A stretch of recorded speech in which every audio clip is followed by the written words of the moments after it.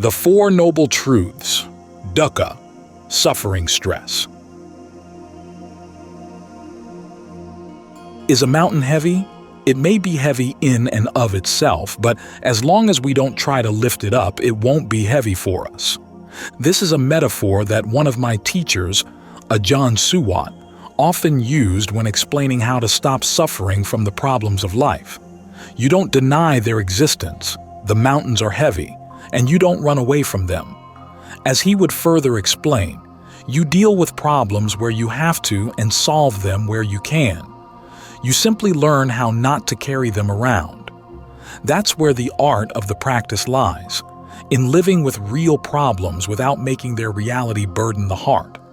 As a beginning step in mastering that art, it's useful to look at the source for Ajaan Suwat's metaphor, the Buddha's teachings on Dukkha, to get a fuller idea of how far the metaphor extends.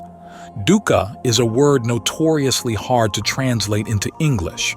In the Pali canon, it applies both to physical and to mental pain and dis-ease, ranging from intense anguish to the subtlest sense of being burdened or confined.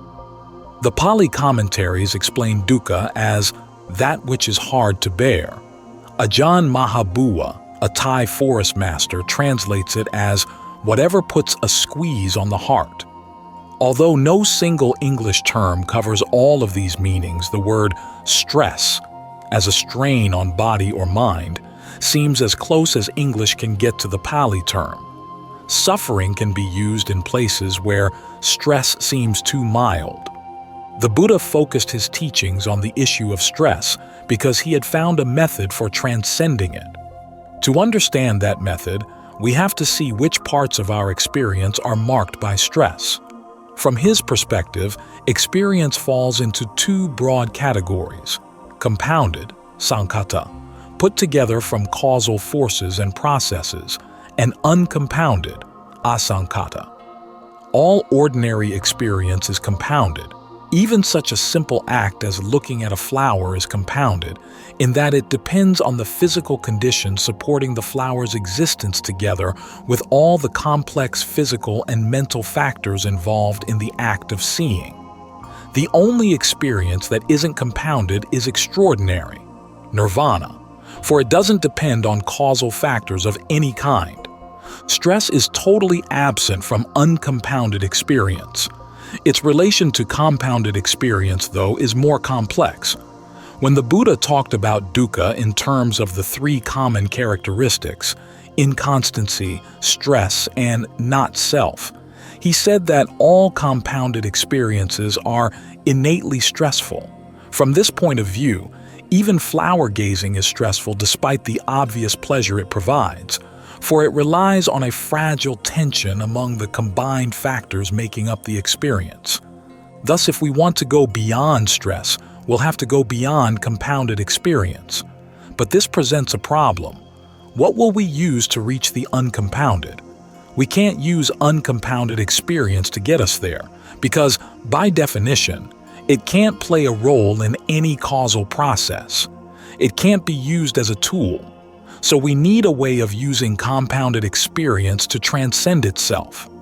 To meet this need, the Buddha talked about dukkha in another context, the Four Noble Truths.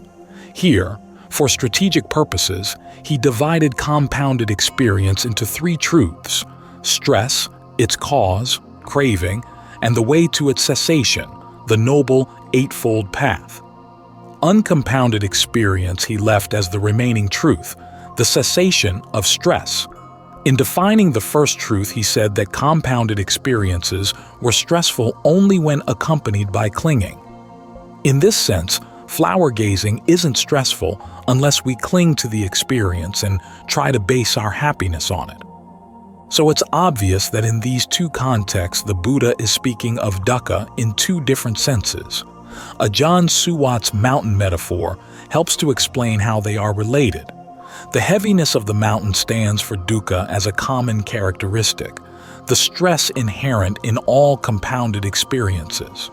The fact that the mountain is heavy only for those who try to lift it stands for dukkha as a noble truth, the stress that comes only with clinging, The clinging that turns physical pain into mental pain and turns aging, illness, and death into mental distress. The Buddha taught dukkha as a common characteristic to make us reflect on the things we cling to. Are they really worth holding on to? If not, why keep holding on? If life offered no pleasures better than those we already get from clinging, the Buddha's insistence on the stress in things like flower gazing might seem churlish and negative.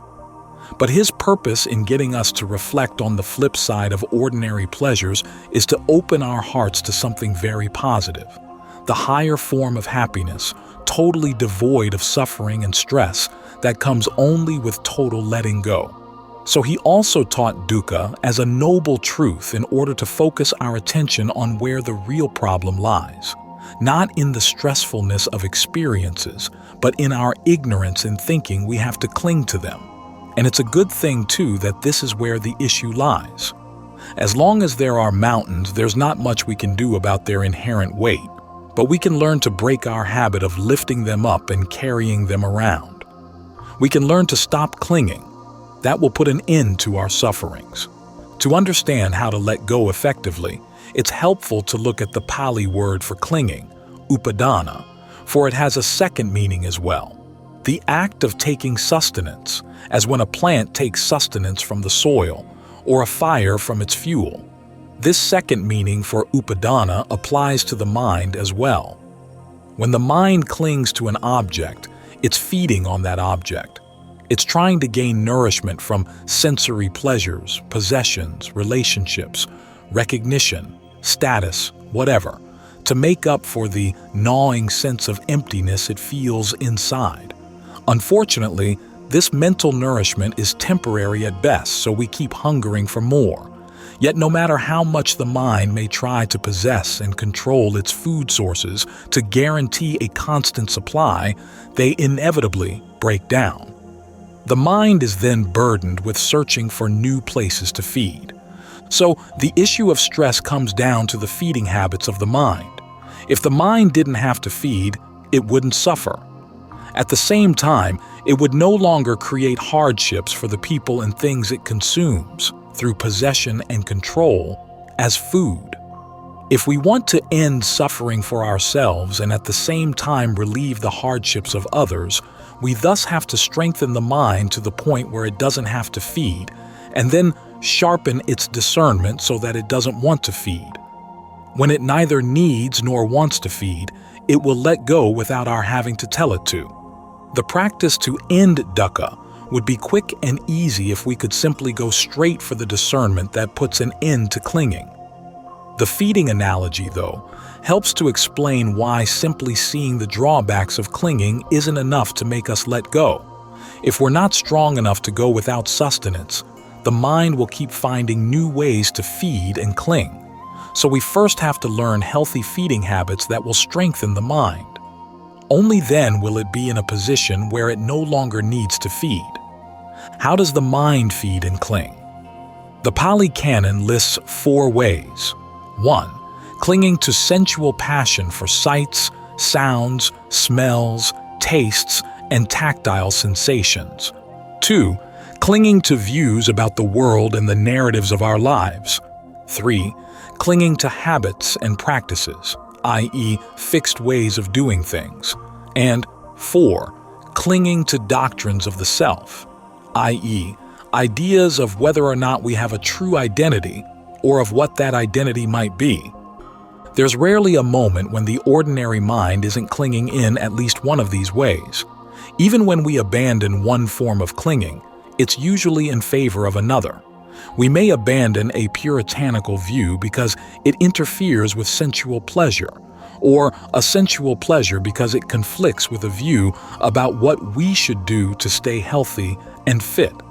Our view of who we are may vary depending on which of our many senses of I is most pained, expanding into a sense of cosmic oneness when we feel confined by our small mind-body complex, and contracting into a small shell when we feel wounded from identifying with a cosmos so filled with cruelty and waste.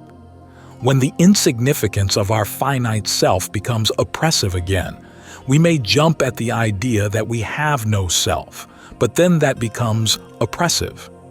So our minds jump from clinging to clinging like a bird trapped in a cage. When we realize we're captive, we naturally search for a way out, but everywhere we turn seems to be another side of the cage. We may begin to wonder whether there is a way out or whether talk of full release is simply an old archetypal ideal that has nothing to do with human reality. But the Buddha was a great strategist.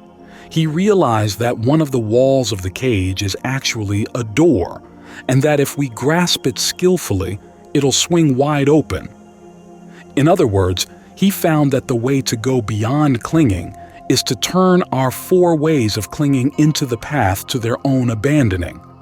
We'll need a certain amount of sensory pleasure, in terms of adequate food, clothing, and shelter, to find the strength to go beyond sensual passion. We'll need right view, seeing all things, including views in terms of the Four Noble Truths, to undermine our clinging to views. And we'll need a regimen of the 5 ethical precepts and the practice of meditation to put the mind in a solid position where it can drop its clinging to habits and practices. Underlying all this, we'll need a healthy sense of self-love, self-responsibility, and self-discipline to master the practices leading to the insight that cuts through our clinging to doctrines of the self. So we start the path to the end of suffering, not by trying to drop our clingings immediately, but by learning to cling more strategically. In terms of the feeding analogy, we don't try to starve the mind. We simply change its diet, weaning it away from junk food in favor of health food, developing inner qualities that will make it so strong that it won't need to feed ever again. The canon lists these qualities as 5: conviction in the principle of karma, that our happiness depends on our own actions, persistence in abandoning unskillful qualities and developing skillful ones in their stead, mindfulness, concentration, and discernment. Of these, concentration, at the level of jhana or intense absorption, is the strength that the Buddhist tradition most often compares to good, healthy food. A discourse in the Anguttara Nikaya, 763, compares the 4 levels of jhana to the provisions used to stock a frontier fortress. Ajaan Lee, one of the Thai forest masters, compares them to the provisions needed on a journey through a lonely, desolate forest. Or as Dhammapada 200 says about the rapture of jhana, how very happily we live, we who have nothing. We will feed on rapture, like the radiant gods. As for discernment, when the mind is strengthened with the food of good concentration, it can begin contemplating the drawbacks of having to feed. This is the part of the Buddha's teaching that, for many of us, goes most directly against the grain, because feeding, in every sense of the word, is our primary way of relating to and enjoying the world around us. Our most cherished sense of interconnectedness with the world, what some people call our interbeing, is, at its most basic level, intereating. We feed on others and they feed on us. Sometimes our relationships are mutually nourishing, sometimes not. But either way, it's hard to imagine any lasting relationship where some kind of physical or mental nourishment wasn't being consumed. At the same time, feeding is the activity in which we experience the most intimate sense of ourselves. We define ourselves through the pleasures, people, ideas, and activities we keep returning to for nourishment. So it's hard for us to imagine a world, any possibility of enjoyment, even our very self, where we wouldn't intereat. Our common resistance to the idea of no longer feeding, one of the Buddha's most radically uncommon teachings, comes largely from a failure of the imagination. We can hardly conceive of what he's trying to tell us, so he has to prescribe some strong medicine to jog our minds into new perspectives. This is where his teachings on dukkha, or stress, come into play. When the mind is strong and well-fed, It can begin to look objectively at the stress involved in having to feed. The teachings on dukkha as a common characteristic focus on the drawbacks of what the mind takes for food. Sometimes it latches onto out-and-out suffering. It clings to the body even when racked with pain. It clings to its preferences and relationships even when these bring anguish, grief, and despair.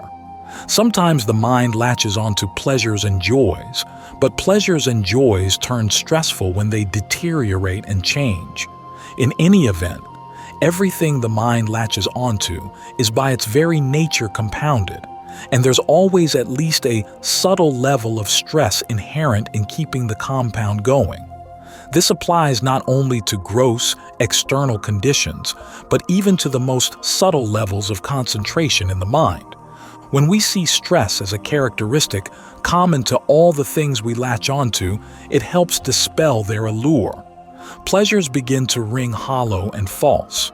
Even our sufferings, which we can often glamorize with a perverse pride, begin to seem banal when reduced to their common characteristic of stress. This helps cut them down to size. Of course, some people object to the idea of contemplating the dukkha inherent in the mind's food, on the grounds that this contemplation doesn't do justice to the many joys and satisfactions in life. The Buddha, however, never denies the existence of pleasure. He simply points out that if you focus on the allure of your food, you'll never be able to outgrow your eating addictions. It would be like asking an alcoholic to muse on the subtle good flavors of scotch and wine. Dukkha is inherent not only in the things on which we feed, but also in the very act of feeding. This is the focal point for the Buddha's teaching on dukkha as a noble truth. If we have to feed, we're a slave to our appetites. And can we trust ourselves to behave in honorable ways when the demands of these slave drivers aren't met? Intereating is not always a pretty thing. At the same time, as long as we need to feed, we're prey to any uncertainties in our food sources, at the mercy of any people or forces with power over them. If we can't do without them, we're chained to them. The mind isn't free to go places where there isn't any food. And as the Buddha guarantees, those are precisely the places, beyond our ordinary mental horizons, where the greatest happiness lies. The purpose of these two contemplations, on the stress inherent both in the mind's food and in the way it feeds, is to sensitize us to limitations that we otherwise accept, sometimes blithely, always blindly, without thought. Once the realization finally hits home that they're not worth the price they entail, we lose all infatuation with our desire to feed. And unlike the body, the mind can reach a level of strength where it no longer needs to cling or take in sustenance, even from the path of practice. When it becomes strong enough in conviction, persistence, mindfulness, concentration, and discernment, it can open to a dimension, the deathless, where there is neither feeding nor being fed upon. That puts an end to the feeder, and there's no more suffering with regard to food. In other words, once we've fully penetrated the deathless, dukkha as a common characteristic is no longer an issue. Dukkha as a noble truth no longer exists. This is where you discover something unexpected. The mountains you've been trying to lift are all a byproduct of your feeding. When you stop feeding, no new mountains are formed. Although there may still be some past karma mountains remaining around you, they'll eventually wear away and no new ones will take their place. In the meantime, their weight is no longer a problem. Once you finally stop trying to lift them up, there's nothing to hold you down.